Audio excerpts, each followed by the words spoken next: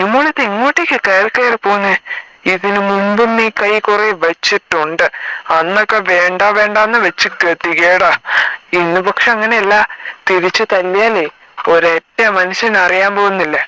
അതുകൊണ്ട് കുഞ്ഞുമോൾ അധികം കിടന്നങ്ങ് കളിക്കരുത്. നീ വിചാരിക്കുന്ന അത്രയും നിന്റെ ജോഡത്രയും ചീപ്പല്ല ഞാൻ. ദേ നടക്ക വീട്ടിലേക്ക്. സന്തതിയെ തെരയുന്നുണ്ടാവും തന്തയും തള്ളയും.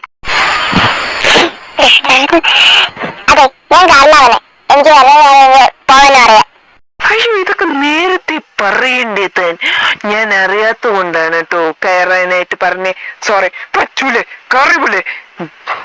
ഇതാ വിളച്ചലെടുത്തോ വല്ല പൊട്ടക്കിണറ്റിലോ വല്ല പാറമടയിലോ കൊണ്ടുപോയി തള്ളും മുതലിനെ. എന്റെ ആവശ്യമല്ലല്ലോ നീ ഇപ്പൊ ജീവനോടെ ഇരിക്കണം എന്നുള്ളത്. നിന്റെ ആവശ്യമായി പോയി. അതുകൊണ്ട് കുഞ്ഞുമോൾ അധികം നികളിക്കാതെ അങ്ങ് കയറി പോര്. അത് വല്ല പാട്ട വണ്ടിക്ക് ഇടിക്കാനായിട്ട് ഞാൻ കൊടുത്തളാം. ചമ്മന്തിയേക്കാനേ നാളെ രാവിലെ ആകുമ്പോഴേക്കും നിന്റെ കാറൊക്കെ വീടെത്തിക്കോളും. അതുകൊണ്ട് കുഞ്ഞുമോള് അടങ്ങി ഒതുങ്ങി മര്യാദക്ക് കയറിക്കോണം. അല്ലെങ്കിൽ ഞാൻ കൊറേ എനിക്ക് സാറിന്റെ ഒടുക്കത്തെ ലിറ്ററേച്ചർ കേൾക്കാൻ ഒട്ടും താല്പര്യമില്ല. അത് വീട്ടിലായാലും ശരി, കോളേജിലായാലും ശരി, ഇവിടെ ആയാലും ശരി. എന്റെ തലവിധി വന്ന് പെട്ടുപോയി. വേണ്ട വേണ്ട വയ്ക്കുമ്പോ അങ്ങനെ തലയിൽ കയറിയിരുന്നാണ്. എന്തുവാ ഇപ്പൊ വേണ്ടേ? ഞാൻ കൂടെ വന്നാ പോരെ? വരാ. വന്ന് തൊളിഞ്ഞ് താനെ തൂക്കി കൊല്ലി എന്റെ പെട്ടുമടയിലൂടെ എന്ത് വെച്ച ചെയ്തു.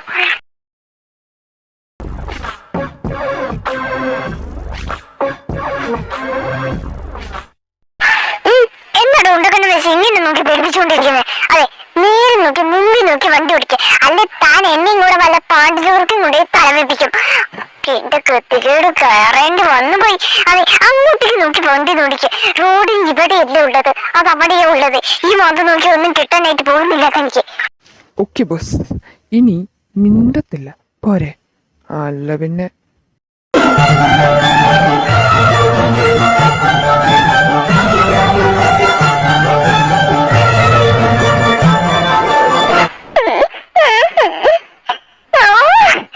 എന്റെ പുല്ല് മനസ്സറെ വേണേ ഞാൻ കൈ അല്ല കാല് പിടിക്കാം. ഇങ്ങനെ നോക്കല്ലേ പ്ലീസ്. അതെ, ഇതൊരു വൃത്തികെട്ടതല്ല, ഒരു അൺകംഫർട്ടബിൾ ഫീൽ ആക്കി തരുന്നേ. പ്ലീസ് നോക്കല്ലേ പ്ലീസ്, ഐ ബെഗ് യു. എന്നാ പറയാനാണെന്നേ, ഇത്രയും ചെല്ലുള്ള പെമ്പിളാരെ തൊട്ടടുത്ത് ഫ്രണ്ട് സീറ്റിൽ കൊണ്ടുവന്ന് നിർത്തിയിട്ട് ഞങ്ങൾ ആമ്പിളാരോട് നോക്കല്ലേ നോക്കല്ലേ എന്ന് പറഞ്ഞ എങ്ങനെ നോക്കാതിരിക്കും? അയ്യോ, അതെനിക്ക് ഇഷ്ടപ്പെട്ട്. ഇനിയൊന്നും പറയില്ല. ഞാൻ അങ്ങ് പൊങ്ങി ആകാശത്തും. ഇത് ഒത്തിരി അങ്ങോട്ട് ഒളിപ്പിക്കാനായിട്ട് വന്ന എന്റെ സ്വഭാവം മറക്കളെ പറഞ്ഞേക്കാം. ഇവനേട്ടാ, ഞാനൊരു കാര്യം പറഞ്ഞ ദേഷ്യപ്പെടരുത്. സോഫ്റ്റ് ആവുന്നല്ല. ഇപ്പഴെനിക്ക് ജോലി തന്നെ ഇഷ്ടം. കെട്ടാണെ ഞാനേ കെട്ടുള്ളൂ. ഇവനേട്ടനെ കെട്ടാനുള്ള സമ്മതമായിട്ടും കെട്ടരുത്. Recently, I started enjoying the fight with you. എനിക്ക് എന്തുകൊണ്ടാണെന്നറിയില്ല. കാരണം കുഞ്ഞിൽ ഇവനായിട്ട് നിന്നോട് ഇങ്ങനെ ഫ്രീ ആയിട്ട് സംസാരിക്കുക. അതുപോലെ കാരണം നമ്മൾ സംസാരിക്കുന്നത് ചണ്ട ഉണ്ടാക്കാനാണല്ലോ. പക്ഷേ കുറച്ച് മുമ്പൊക്കെ ഒരുപാട് റോഡായിരുന്നു. പക്ഷെ ഇപ്പൊ അങ്ങനെയല്ല, ഒരുപാട് ഫ്രീയാ.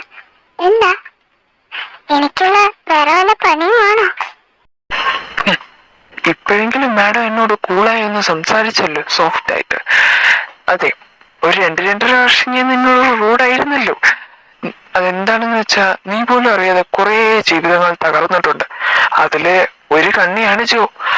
പക്ഷെ അതൊന്നും നിനക്ക് അറിഞ്ഞുകൂടാ. അത് നീയാണെന്നോ നിന്റെ പേരിലാണെന്നോ പോലും നിനക്കറിയില്ല. അതൊക്കെ ആലോചിച്ചപ്പോ കുറെ ജീവനുകളും പോവേണ്ടി വന്നിട്ടുണ്ട്. അതൊക്കെ ആലോചിച്ചപ്പോ നിനക്ക് പോലും അറിയില്ല എന്തിനാണെന്ന്. ആ സമയം അത് ദേഷ്യമായിരുന്നു എനിക്ക് നിന്നോട്. പിന്നെ ഒന്ന് ആലോചിച്ചപ്പോ നിനക്കെന്നെ അറിയില്ല നീയാണ് കാരണമെന്ന്. നിനക്ക് ആ സംഭവം യാതൊരു ബന്ധവുമില്ല. പിന്നെ നിന്നോട് ദേഷ്യപ്പെട്ടിട്ട് എന്താ കാര്യം? അത് ചെയ്തവരോടല്ലേ ദേഷ്യപ്പെടേണ്ടത്? കുറ്റം നിന്റെ തലയിൽ കെട്ടിവെച്ചവരോടല്ലേ ദേഷ്യപ്പെടേണ്ടത് എന്ന് ആലോചിച്ചപ്പോ I just want to relieve you from the pain. നടക്കട്ടെ. അപ്പൊ ഈ പ്രശ്നം കൊണ്ടാണോ എന്നെ കുറച്ച് നാളായിട്ട്, കുറച്ച് നാളല്ല ഈ പറയുന്ന വർഷങ്ങളായിട്ട് അധികം ഒന്നും പുറത്തു പോകാൻ സമ്മതിക്കാത്തത്? ഞാൻ ഈ ജില്ല വിട്ട് പുറത്തു പോയിട്ട് കാലം കുറേ. എന്ന് പറഞ്ഞാലും പോകണ്ടെന്ന്. പ്രശ്നം എന്താണെന്ന് എനിക്കറിയില്ല, പക്ഷെ പറയാറുണ്ട് ഇനി ആശാൻ എന്നെ ഇങ്ങനെ നോക്കി പെടുത്തിയാതെ വണ്ടി ഒന്ന് വിടാം. അതെ, വീടെത്തിയിട്ട് വേണം എനിക്ക് പോയി സുഖിച്ചൊന്ന് കിടന്നുറങ്ങാൻ. ഇനിയിപ്പോ ജോയാണ് കെട്ടുന്നെങ്കിലും ഇവാനായിട്ടൊന്നാണ് കെട്ടുന്നെങ്കിലും കല്യാണ പെണ്ണില്ലേ ഹൈലൈറ്റ്. പൊട്ടിയിരിക്കുന്നതിനാണ് രാവിലെ നേരത്തെ എണീച്ച്. അതുകൊണ്ട് നേരത്തെ കിടക്കണം. വിട്ട വണ്ടി. ഇതെന്താ വീട് മരണ വീട് പോലെ ശോകക്കടലിൽ മുങ്ങിയിരിക്കുന്നേ. ഇനിയിപ്പോ ഞാൻ ചത്തെന്ന് വിചാരിച്ചു. അല്ല, ശരിക്കും ചത്തു.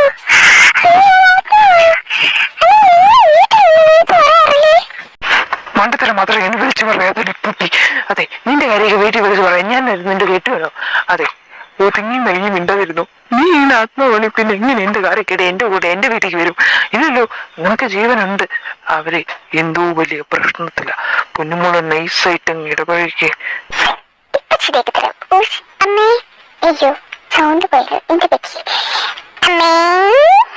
ഇതേതാ പിച്ചക്കാരി? ഇപ്പൊ ഭിക്ഷ തന്റെ ഒരു രാത്രി നേരം ആക്കിയിട്ടുണ്ട് ഇവര്. അയ്യോ അല്ല, എന്റെ പുത്രി, എന്റെ പൊന്നു കൊക്ക്, നീ എന്ത് പരിപാടിയെ കാണിക്കുന്നേ? അതെ, കെട്ട് മുടങ്ങി നിൽക്കുന്ന വീട. അവിടെയാണോ നിന്റെ കളിതമാശ? എന്നിട്ട് എനിക്ക് ജോയെ കെട്ടിച്ചേരാണ്. നമ്മുടെ കെട്ട് മുടങ്ങിയിട്ട് ഇത്ര കൂളായി നടക്കാണെന്ന് പറ്റിച്ച് ദുഷ്ടൻ. നീ എന്തൊക്കെ പൊട്ടി വിളിച്ചു പറയുന്നേ? അതെ, ഞാൻ നിന്റെ കൂടെ തന്നെയല്ലേ ഉണ്ടായിരുന്നെ. എൻഗേജ്മെന്റ് കഴിഞ്ഞപ്പോഴല്ലേ ഞാൻ പോയത്. കൂടുതൽ നേരം ആ സമയം എന്നെ വെച്ച് നോക്കി നീയല്ലേ. അപ്പൊ നീയല്ലേ മുടക്കാൻ സാധ്യത ഏറ്റവും കൂടുതൽ. അതെ, അല്ലെങ്കിൽ വേറെ ഏതെങ്കിലും കല്യാണം മുടങ്ങും. കാരണം ഇവിടെ 5-6 ഉണ്ടല്ലോ, അല്ല 4-5. അതിലൊന്നും നമ്മൾ മുടങ്ങിയിട്ടില്ലല്ലോ. ചിലപ്പോ നിന്റെ ഇതുന്റെ കല്യാണം മുടങ്ങിയിട്ടുണ്ടാവും. അല്ലെങ്കിൽ മയോയെ പിരിയിളകിയിട്ട് അവള് മുടക്കിയിട്ടുണ്ടാവും. ശരിയാ, അങ്ങനെ ഒരു വഴിയുണ്ടല്ലേ.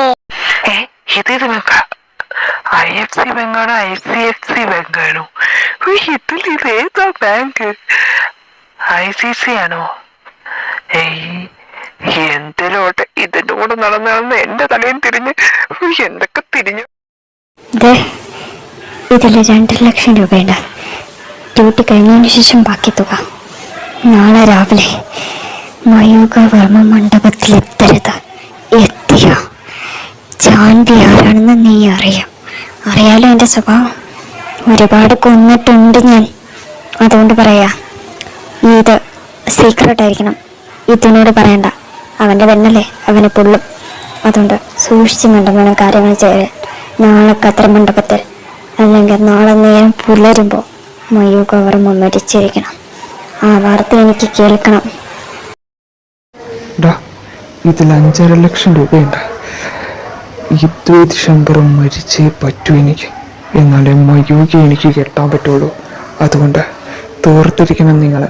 ഗ്യാങ് വഴിയായാലും എങ്ങനെയായാലും ഡ്യൂട്ടി കഴിയുമ്പോൾ ബാക്കി ക്യാഷ് കൂടെ കിട്ടും. ജാൻവിയോട് പറയരുത് കേട്ടാ. കൂടെ നിന്ന് ചതിക്കരുന്നത്. നാളെ കാണാം ആര് ജീവനോട് ഇരിക്കുമെന്നും ആര് ജീവനോട് ഇരിക്കില്ലെന്നും കാണിച്ചൊരാടാ നിനക്ക്. ഞാൻ ജീവനോട് ഇരിക്കുമ്പോൾ അവളെ തൊടാൻ പോലും സാധിക്കില്ല.